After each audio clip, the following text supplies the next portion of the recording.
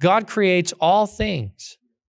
It doesn't matter what seems impossible to you right now. And now I'm speaking to your situation because I know that you have some things in your mind right now where you're thinking, well, God can't do that. Yes, my friend, he can. He created what you trust in as being the natural order. That's his handiwork. He created it through his own word. It's sustained through his own word. And he will often come in the midst of his creation and do something new because that's the God that he is. He loves doing that. And he can do it because all things were created by him. So for him, it's not even a big deal. It's like, yeah, I made this. Watch me do this, right? Like, I'll do it again. We call it a miracle. God just says, I'm doing it again. I'm creating something. He's created all things. That's why when the tempter comes, he tries to use that against Jesus. Well, God created all things. You're God. You can do it, right? Really, I think Satan's just trying to figure out who Jesus is a little early.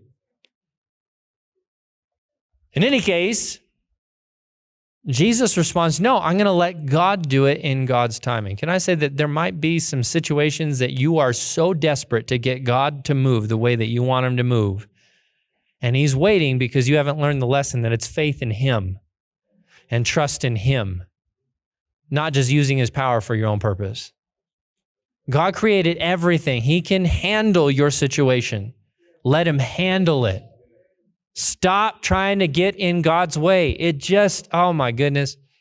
You ever have that conversation with your kids or your grandkids where you're going to do something and they're trying to get you to do it earlier and you're like, man, you have bothered me so much. It would have already been done had you not been pestering me.